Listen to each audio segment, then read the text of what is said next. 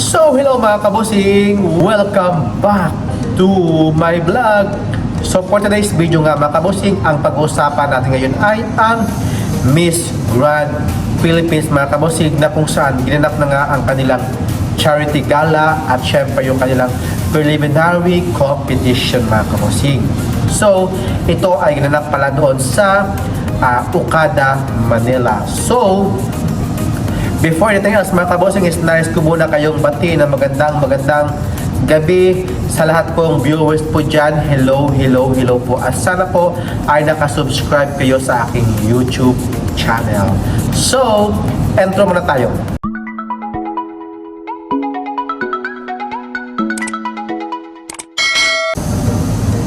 So ayan mga kabosing, ginanap na nga ang kanilang charity gala, yung kanilang preliminary competition mga kabosing. So, sino-sino nga ba mga kabosing ang nag-stand out sa kanilang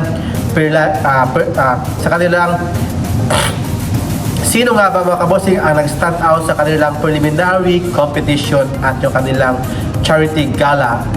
At yan mga kabosing ang ating pag-uusapan. So, mga nag-stand out dyan mga kabosing sa kanilang preliminary competition mga kabosing, andyan na nga si Aklan, si Quezon Province, si Alabang mga kabosing, tumbling siya mga kabosing. At syempre si Bicolandia, andyan na nga din mga kabosing.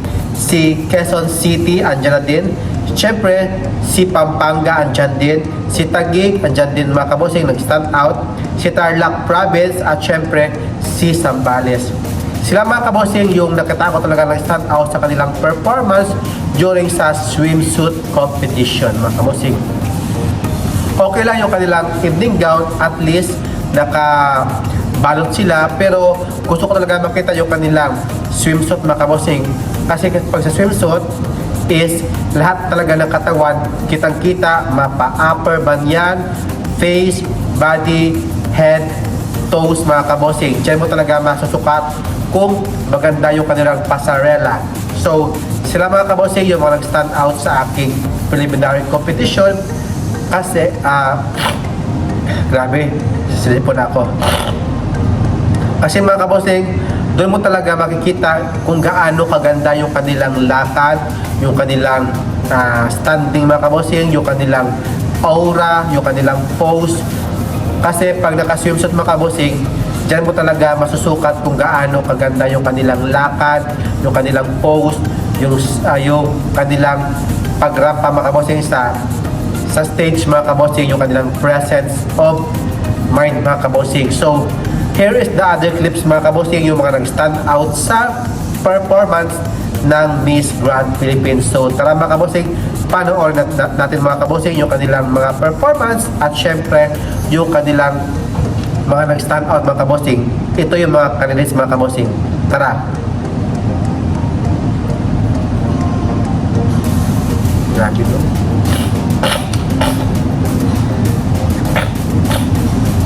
Sinisipon na ako eh. Ayan. Grabe.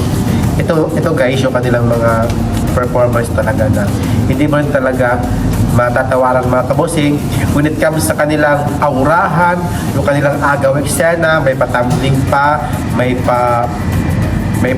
panangkamay dyan, number one, ganun, may basta lahat talaga makita mo naman sa Miss Grand Philippines mga kabosing. Minsan naman ginagaya nila sa mga previous candidates mga kabosing sa international pageant nga mga kabosing.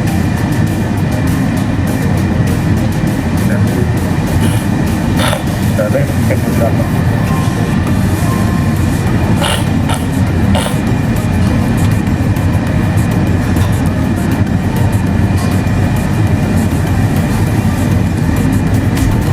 So ayun mga kabosing, grabe! Bakbakan talaga yung kanilang mga performance dito mga kabosing when it comes sa pinakita nilang galing mga kabosing. Lahat talaga may kanya-kanyang eksena, lahat naman may kanya-kanyang paandar sa kanilang stage mga kabosing. Lahat talaga may kanya-kanyang moment sa stage mga kabosing, kung ano yung gagawin nila doon, execution sa kanilang galawan, Miss Grand talaga mga kabosing. yung kanilang galawan. Kaya minsan matatawa ka na lang sa kanilang mga ginagawa dyan mga kabosing. Yung isa talaga yung natawa ko doon, yung kanilang tumbling mga kabosing, yun talaga yung natuwa ko doon sa likod. Nag-tumbling talaga yung isang candidates doon na si Alabang ba yun? Sa Alabang basta yun, nag-tumbling talaga sa hindi pala pinakilala is nagtatumbling na siya mga kabosing. Iwan ko kung masakit ba yung kanyang ankle o yung paglandi niya doon mga kabosing kasi di ba naka-high heels siya. So, ayan. So ayun mga kabosing, maraming salamat and thank you for watching mga kabosing and sawadikap and kapungkap mga kabosing. Bye bye, keep safe po. Grabe, silisi po na ako. Bye bye, subscribe please. God bless.